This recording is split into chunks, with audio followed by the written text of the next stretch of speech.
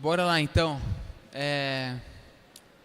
Sou o Renan Serrano, vou apresentar um pouco da minha vivência com desenvolvendo moda e como que eu trago a parte de análise de dados bem crua, assim. Eu sofri para montar essa apresentação ontem, foi puxada. Eu vou trazer um vídeo primeiro para inspirar vocês. Essa frase aqui ele fala assim: o ser humano, visto de um sistema de comportamento, é relativamente simples.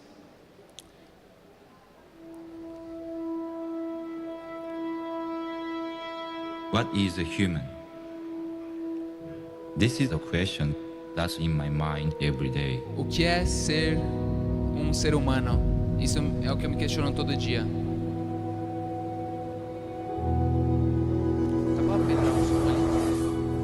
Human behavior is very complicated. O comportamento do ser humano é complicado. Or the way the face conveys a feeling.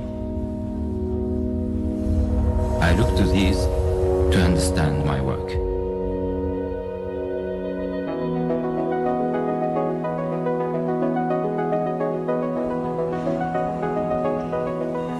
The robot is a 3D mirror of ourselves.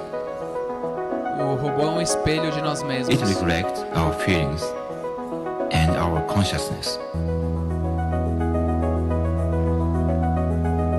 As humans, we are unique because we have powerful imaginations, and through our intelligence, we are able to explore what makes us human.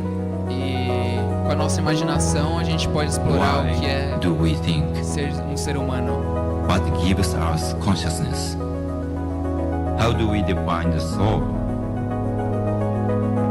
Once we understand this fully, we can interweave robots into human societies.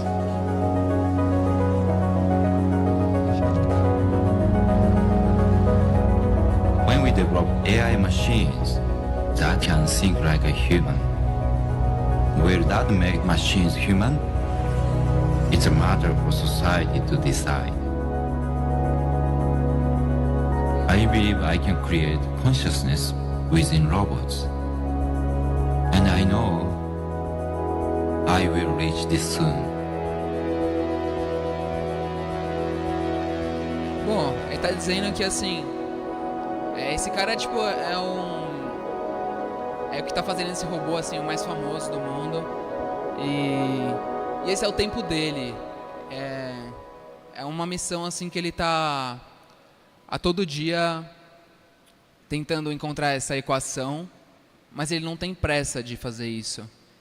E é engraçado, né? Porque com essa coisa da rede social, de ter que acontecer na vida, a gente acaba querendo correr muito para alcançar um resultado e acaba deixando passar para trás esses detalhes que só realmente é o nosso corpo que vai trazer a resposta disso. Então,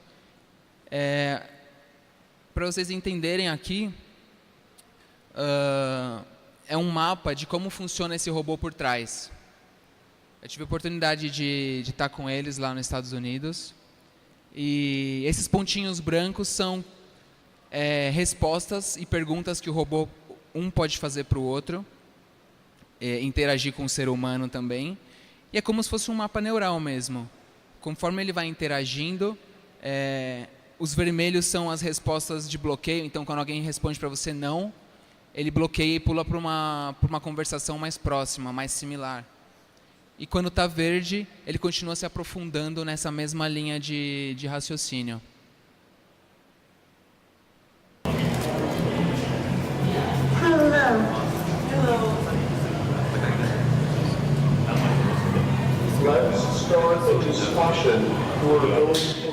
Bom, aqui na verdade os robôs estão iniciando uma discussão em 3 pessoas para saber se os robôs têm coração.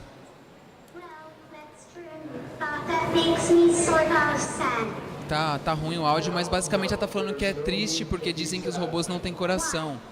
Aí esse robô responde: não, você não tem que ficar triste. Os robôs podem ter coração. E engraçado vocês perceberem a reação dela no vídeo. é tão engraçada porque tipo, ela não consegue interagir com os robôs. É uma experiência tão nova que ela não conseguiu ficar confortável. Era tão simples, os robôs simplesmente estavam perguntando para ela as coisas e ela não conseguia responder. Ó. Settle down. Do you know about the robot theater? What's that? Could you repeat, please? You know a lot, don't you? One of the robots is cool with his exposed. E você vê que engraçado, tipo, ela ficou travada e era uma coisa tão simples. Ela ainda falou, você pode repetir, ele repetiu. E aí dizem que isso se chama inteligência artificial. Esse projeto de AI, o cara teve uma sacada muito simples, que você imprime o case numa impressora 3D, coloca teu celular lá dentro e substitui o retrovisor do carro por esse negócio aqui. E aí ele desenvolveu esse hardwarezinho que chama Panda, que você conecta no painel do carro e conecta no celular. E aí ele começa a extrair os dados do teu carro, conforme você vai dirigindo, e você consegue ver. Então ele vai vendo que tem um carro na frente, ele vai entendendo o seu padrão de direção quando tem um carro do lado, quando tem um cachorro atravessando. Tudo isso sincronizado com o teu freio, com a embreagem do carro, ele vai desenvolvendo um padrão. E aí esse cara foi considerado pela Forbes, né, o moleque que está derrubando a Google e a Tesla. Porque ele usa uma lógica muito simples, que é a da informação compartilhada, do open source. Então, em vez de ele ficar no carro dele testando todos os tipos de padrões que um ser humano podia fazer num carro, ele compartilhou livremente. Então, o software que ele desenvolveu é gratuito e qualquer um pode baixar no GitHub, no site dele. A mesma maneira, o retrovisor que você vai ter, você vai imprimir uma impressora 3D perto da sua casa, você vai usar o teu celular. Então isso fez com que ele tivesse uma base de dados de inteligência muito maior e muito mais rápida do que essas duas empresas juntas, cheio de engenheiros. Esse aqui é um pouco do back-end, de como que funciona a plataforma dele. E como você está com o celular, também está no 4G, as informações já vão subindo em tempo real para um banco de dados central, e aí sim as informações padronizadas vão entrando em clusters. Esse aqui já é um projeto mais da minha área, né, que é de moda. É um brasileiro que mora na Europa. Ele conectou com o API de uma empresa de coral, um instituto de coral na Austrália, e esse API conseguia dizer quando que a saúde dos corais, dos reefs, estavam poluídas ou não. Aí ele fez um teaserzinho. E o que acontece é que ele chamou de emotional clothing, porque na sua roupa você sente em tempo real o que está acontecendo com o oceano. Então é uma maneira de você ter um pouco mais de empatia com o mundo. Falando de empatia, esse case aqui é de mimetização. É um estúdio em São Paulo que chama Bolha. E na hackathon da CIA eles desenvolveram essa pulseira de LEDs, que com um aplicativo bem simples, ali dá para você ver na mão do desenvolvedor. Você mira a câmera do celular para alguma cor e daí a pulseira troca de cor. Mas, usando a mesma lógica desse painel de LEDs, né, ele trouxe para a minha camiseta. Inclusive é a que eu estou com essa hoje. Então eles colocaram um painel dentro da camiseta e ele pode reagir, seja com informações que detecta do teu corpo ou informações externas, né? Por exemplo, esse daqui é informação externa. Então, a cor do ambiente que você está, as câmeras que estão na roupa detectam e te camuflam, entre aspas. Esse projeto aqui, apesar de parecer uma árvore de Natal, é uma alça de bolsa que tem 3 cores diferentes. Então, a proposta deles foi conectar com um API, por exemplo, do LinkedIn ou da sua agenda do Google Calendar, e quando você, por exemplo, está fazendo um request de uma vaga de emprego e você está cruzando com alguém numa rua ou num café que está disponibilizando uma vaga de emprego que tem as mesmas informações que você disponibilizou, ela acende a luz e te informa. Então, fica mais fácil de você conhecer as pessoas e parar de julgar elas simplesmente pela aparência. Esse aqui é um chaveirinho que eles fizeram para você ser rastreado, não tem muito segredo, mas tem também essa coisa do banco de dados ser aberto. Esse case aqui são duas coisas juntas. Então tem o Oculus que a Intel desenvolveu. Eles colocaram uma plaquinha de cerâmica muito fina entre o nariz. E aí, conforme a sua respiração de você estar tenso, essa placa de cerâmica vibra mais. E aí, do lado, eles desenvolveram esse projetor pequeno, mas ainda é grande, que conforme o seu nível de estresse, através do sistema de processing, vai gerando imagens com base no seu nível de estresse. Então, se você está calmo, a imagem que vai estar sendo projetada pela sua roupa é de um jeito, mas se você está estressado é de outro. Claro que é um case mais de desfile, mais conceitual, mas é interessante para a gente tentar, poxa, como é que eu posso pegar isso e trazer para a minha realidade? Como é que eu posso simplificar isso? Será que eu posso trazer isso para a medicina de alguma maneira, trazer isso para o universo que eu trabalho, né? Esse aqui é de um japonês que a Fujitsu comprou. É um sensor de flexibilidade bem simples, que tem ali no meio e tem mais 2 nas laterais. Então, com esses 3 dados, você consegue, enquanto você está andando, você consegue gerar gráficos, e não só da informação do lugar que você está, mas você consegue controlar também objetos, jogar algum jogo específico. Bom, o problema do mercado de moda hoje, né? A gente tem 3 principais estúdios que chama Qt Circuit, Studio XO e Supa.ai.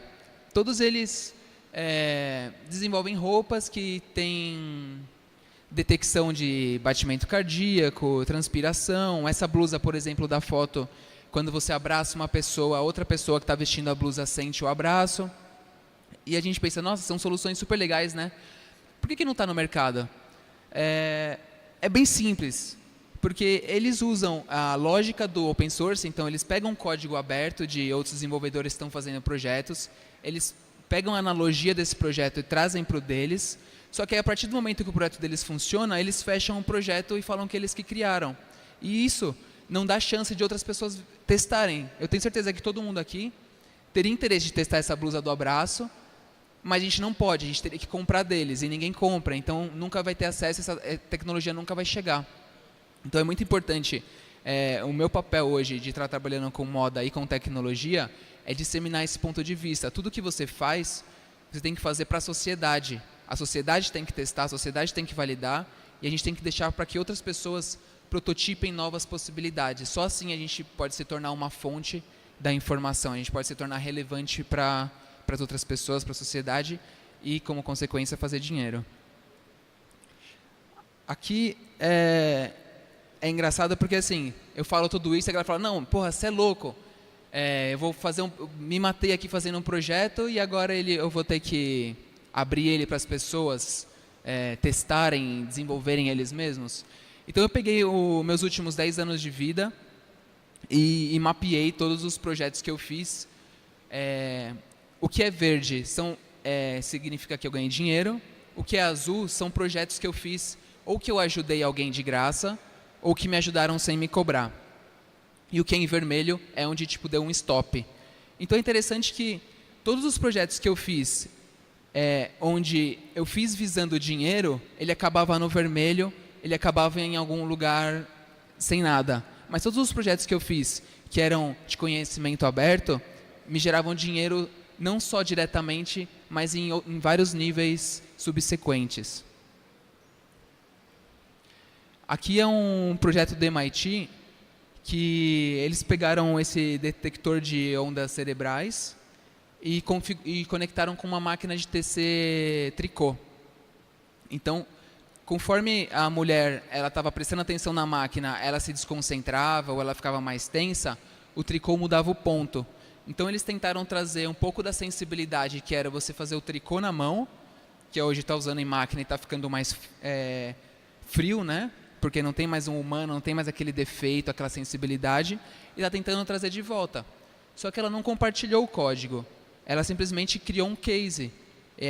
Às vezes pode ter ser uma mentira, sabe? Não dá para acreditar.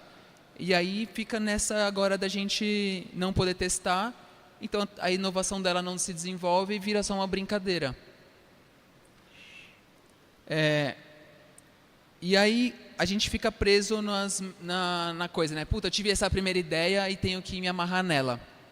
Na verdade, ideia é uma coisa que aqui é uma metodologia usada por universidades, que você tem um problema, no caso, por exemplo, eu vou contar para vocês dessa camiseta que eu fiz pro Bernardinho, que eles tinham, o problema era, a gente quer uma coisa que nunca ninguém tenha feito no mundo. A gente quer pegar todas as camisetas que o Bernardinho ganhou título na seleção de vôlei e a gente quer construir uma nova a partir da fibra delas. É um problema que no têxtil nunca foi requisitado e em nenhum lugar do mundo ninguém chegou a fazer. Você pega as pesquisas de doutorado, de pós-doutorado na área de reciclagem, eles não chegam até o produto final. Então a gente usou essa metodologia que ela é flexível. Conforme você chega num lugar, você pode se desdobrar para outro e criando novas soluções até descobrir uma resposta. Esse aqui é um outro projeto que a gente está fazendo lá no Fab Lab de São Paulo, que é para uma horta automatizada, e você tem detector de temperatura, umidade, luminosidade do ambiente externo e temperatura, já falei, né? Temperatura também da terra dá para fazer. E aí, o que eu estou fazendo? Essa informação está muito confusa na internet. Então, a gente montou o hardware e agora a gente está documentando o processo disso no GitHub. E depois disso, a gente vai transpor essa lógica para a moda, né? Então, como uma roupa que você está usando pode detectar se o seu suor está saudável, se o que está saindo do seu suor, por exemplo, está muito alcalino, você pode correr o risco de ter uma doença, adquirir um câncer por causa disso. E da mesma maneira, né? A gente está usando sempre a lógica do código aberto e a gente precisa colocar e continuar isso a ser aberto para poder ajudar a sociedade. Aqui é uma lógica um pouco mais simples do porquê que eu falo que vestir uma roupa é você estar compartilhando dados sem privacidade. Porque a partir do momento que você entra num site, um exemplo, você entra num site e você lá quer ser anônimo. Quando você é anônimo, a Google não coleta teus dados, ela não consegue entender teu comportamento, o Facebook não entende teu comportamento, e a partir disso ele não consegue te colocar em clusters, não consegue definir estilo de consumidor, não consegue definir uma propaganda para você, ou até melhorar a interface. Na moda é a mesma coisa, a partir do momento que você sai da tua casa e você está pondo a roupa só para se vestir, você passa a ser julgado também, porque as outras pessoas estão te analisando friamente, elas não te conhecem, então elas olham tua roupa e elas analisam tua personalidade. Um outro estilista, ele olha para a roupa que você está vestindo e a maneira como você está vestindo essa roupa, e ele pode melhorar fazendo uma roupa melhor. Então é uma lógica bem simples, que com isso a gente pode ter diversas possibilidades. Por exemplo, aqui é um exemplo do que eu faço com portões. Então, a parte de estamparia na moda é sempre um problema. Então, eu tentei encontrar alguma coisa que tivesse uma identidade real de São Paulo. O que eu fiz? Comecei a viajar o mundo e tal, pesquisar grades, portões, e percebi que no Brasil tinha um padrão bem específico assim, dessas casas de classe média, que não dá para definir um estilo, mas não tem em nenhum outro canto do mundo. Então, com isso, a gente começou a desenvolver produtos baseados nessas referências. Então, é bem simples, é você olhar uma coisa e interpretar ela para o vestuário. Vamos voltar aqui.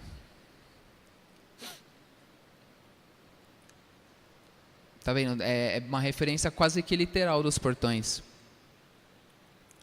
E assim também funciona quando a gente trabalha com análise de dados. Se você coloca a privacidade nos seus dados na internet, você também deixa de ter coisas customizadas para você. É uma escolha, né? Eu nunca sei qual escolher. Mas com roupa não tem como, todo mundo tá refém disso. Por exemplo, isso aqui é uma saia, né? Que na verdade é simplesmente uma referência de uma blusa amarrada na cintura. Vi uns japas usando umas jaquetas na cintura, eu falei, porra, dá para fazer uma saia tranquilo disso. Aqui é um case que eu fiz para Maite Proença, e como que eu consegui fazer a roupa ficar com um fit perfeito, né? Saiu uma propaganda na Globo, uma propaganda não, na verdade ela saiu no Sport TV nua, e as pessoas falaram que ela saiu pintada. E na verdade era uma roupa que eu fiz. Eu não tinha um scanner 3D, precisava renderizar ela no computador, e tive que usar várias medidas, saca só. Tudo isso aqui eu tive que tirar de medida do corpo dela. É bastante coisa, assim, ela estava quase querendo me matar, que a gente ficou mais de 1 hora medindo cada tequinha do corpo dela e fazendo cálculo matemático para chegar num resultado que as pessoas realmente acreditassem que foi pintura corporal. Daí eu entro num passo agora, que tem uns brasileiros que chama Alana, que é de inteligência artificial, eles são concorrentes do Watson. E a gente pensou na seguinte maneira: a roupa, ela tem medidas padrões. Então, por exemplo, essas medidas aqui são as medidas do corpo do Bernardinho. Com essas medidas dele, eu posso fazer qualquer tipo de roupa. Mas o que acontece? Por exemplo, dessa marca, eles compartilharam open source a ficha técnica deles, eu nem conheço essa marca. Olha quantos detalhes uma roupa tem. Daí você pega um relatório de vendas, você tem mais variáveis. Então você tem 30 detalhes no produto, além do shape dele e troca de tecido, mais o ranking de peças. Então o que a gente está tentando fazer agora é trazer esse ranqueamento das melhores vendas, em vez de um ser humano putz, será que isso é melhor? Será que aquele estilo vai funcionar melhor? E ficar baseando toda essa responsabilidade em um ser humano, a gente traz essa responsabilidade para o sistema. Então, eu, por exemplo, consigo criar 10 peças de roupa em 1 ano, porque eu fico pensando em cada detalhe dela. Um estilista que trabalha para uma fast fashion, ele tem que criar 100 modelos por semana, mas com um software desse a gente conseguiria criar 1000 modelos por dia, e aí sim um ser humano vai filtrando e analisando com mais cautela quais são as melhores possibilidades. E a gente fala, caraca, é tão difícil tudo o mundo que a gente já vive, a gente ainda tem que aprender mais coisa nova. Eu me baseio nessa lógica. Todo mundo aqui já teve que formatar o computador alguma vez, e depois que formatou não foi tão ruim assim. Então, eu acho que vocês têm que estar sempre preparados para aprender algo novo. E não ficar tentando manter as coisas onde estão, porque nunca vão estar satisfeitas. Esse aqui é um software que chama Orange Tree. Ele é mais utilizado em data mining, então quando você conecta com o API de Facebook, ou do teu próprio site, ou do Google Analytics, você consegue criar clusters visuais. É bem simples a lógica dele, porque é de pontos. Então, você vai ligando as caixinhas. Eu quero um gráfico com gradiente, eu quero um gráfico de linhas, de ponto. E o gráfico que não funciona, não adianta, ele não vai conectar. Então, para quem quer iniciar nessa área de data science, é bem simples. Mas teve uma época assim que eu sempre fiquei me perguntando, Tá, mas por que eu vou usar um gráfico se eu simplesmente posso olhar os números e entender eles? É bem simples a resposta, porque quando você começa a trabalhar com muita variável e dezenas de informações, fica muito difícil de você julgar. Às vezes os números são tão nuances que você só tirando uma média não é interessante. É legal você criar clusters para entender de onde até onde você pode trabalhar sem correr riscos. Um outro curso até mais básico para iniciar, para quem quer começar a trabalhar com linguagem de programação de software e também análise de dados, chama R. É um curso da Harvard na plataforma edX. Você consegue fazer o curso de graça. E se você quiser, você também pode ter um diploma Harvard online desse curso. E em um mês você consegue terminar ele e fazer esses análises de dados. Aqui é uma teoria que eu uso que é de inovação. Então o que acontece? Toda empresa ela tem uma curva chama parábola. Ela cresce, tem a ascensão dela e decadência. É padronizada, não existe nenhuma empresa no mundo que não acontece isso. Então, nessa linha vertical, eu criei uma lógica que é a seguinte: quando você está numa carreira e a sua carreira está em ascensão, você puxa o teu próprio tapete. Em vez de você esperar a sua carreira ir para a decadência, você simplesmente já prepara, você já sabe que ela vai estar em decadência daqui um mês, um ano ou 10 anos, você já prepara projetos paralelos que nascem a partir das informações que você coleta do projeto anterior. Bom, tem isso, né? O conhecimento antigamente era pago, então a nossa geração e a anterior principalmente foi condicionada a não buscar informação, a estar ciente que toda informação que você for adquirir vai ter que ser paga, vai ter que ser através de um curso. E agora a gente percebe exatamente isso porque todo mundo fica no Facebook descendo a timeline para conseguir achar uma informação interessante. A gente está simplesmente refém desse mundo virtual. A gente não entendeu que a gente tem um problema, tem uma vontade, usa o Google, usa uma biblioteca e vai atrás dessa informação. Qual que é a diferença entre o Einstein, o Nikola Tesla e a gente? Eu vejo da seguinte maneira. A gente é um ser de hábito mais do que eles. Apesar do ser humano gostar do hábito, gostar da tranquilidade, ele também fica desconfortável, que fala, nossa, minha vida está ficando muito entediante. Então, o que esses caras faziam é que eles simplesmente passavam a vida dele inteira estudando. Eles simplesmente não... putz, eu cheguei nesse objetivo, estou satisfeito. Não, eu cheguei nesse objetivo, deu certo, massa, mas desdobrou em algum outro problema. E esse outro problema eu vou buscar ele. Então o cara, ele não mede o sucesso de vida dele pela grana, ele não mede o sucesso de vida dele por causa de um resultado de 10 anos. Mas é uma questão de uma vida inteira, é uma questão de honra. E aí, para finalizar, eu entro com esses dois conceitos de empreendedorismo, que é do Yunus, que o cara tirou, sei lá, praticamente 50% da população da Índia da pobreza e ganhou o prêmio Nobel, porque ele usou uma lógica muito simples. Você não precisa ganhar dinheiro para acumular. O dinheiro que você ganha, você pode trazer de volta para a sociedade, mas não doando para outras pessoas. Você simplesmente emprega as pessoas para elas serem empreendedoras também. E vale a pena, assim, para quem quer empreender hoje ou quem quer empreender amanhã, estudar essa lógica, porque é a lógica que vai ser estabelecida nos próximos 10 anos.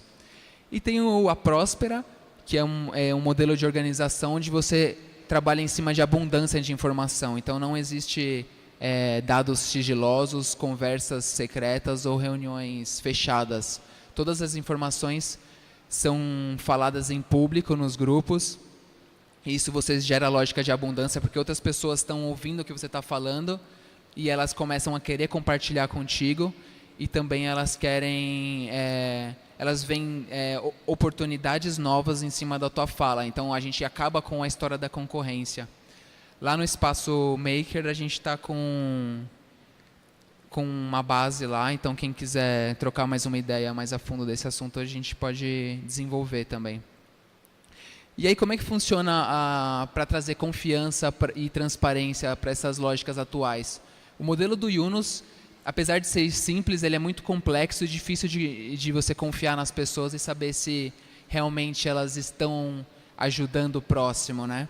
E o modelo da Próspera, de abundância, ele já está um passo à frente, porque basicamente você faz o teu trabalho e nesse teu trabalho você ganha tokens, utilizando a plataforma do blockchain. Esses tokens, você pode usar ele de duas maneiras. Você pode vender para pessoas de fora por dinheiro real quando você precisa, mas a partir do momento que essa comunidade começa a crescer e todo mundo tem token, vocês passam a consumir através dos tokens. E aí faz essa roda girar. Aqui no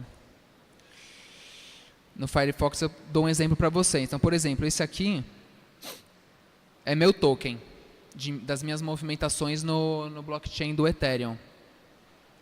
Aí eu clico aqui nesse ponto e consigo ver todas as negociações que eu fiz com as outras pessoas.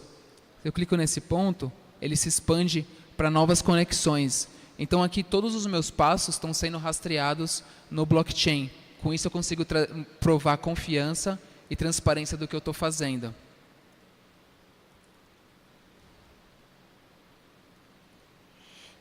E aí a gente, em cima desses dois modelos de negócio, usando análise de dados, blockchain e baseado no universo têxtil, que você pode desde usar um tecido para colocar no pneu de um carro, que todos são assim, usar um tecido para construir a mangueira, para jogar água no seu jardim, ou usar um tecido para fazer roupa para vestir para sua casa, todos estão dentro dessa lógica que a gente está desenvolvendo agora, que é a transparência, que é uma comunidade aberta, então qualquer um pode participar e assistir os projetos que nascem ali e quanto de dinheiro movimenta. Enfim, às vezes eu acabo sendo muito incisivo no que eu falo, então eu sempre proponho para as pessoas não querer concordar comigo, mas tentar desconstruir o meu pensamento e ir num nível acima dele. E é isso. Quem tiver dúvidas, a gente vai estar lá no Espaço Fazedores, do lado do gabinete do prefeito. E também a gente vai ficar aqui por cima. Então, quem quiser tirar dúvidas, a gente pode se encontrar e as dúvidas saírem compartilhadas com todos e todos estarem um ajudando o outro. Rede social, Renan Serrano. Se for me adicionar, manda um oi ou um direct para rolar. Não tem perguntas, tá? Ok? Então é isso, galera. Valeu, obrigado.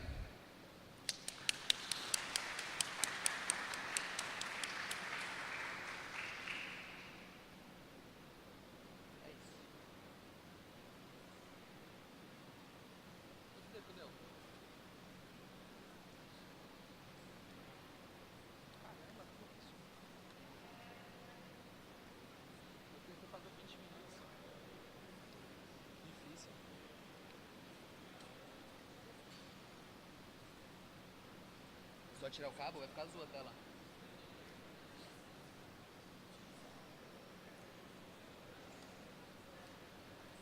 Vou deixar o controle aqui, depois você pega, tá?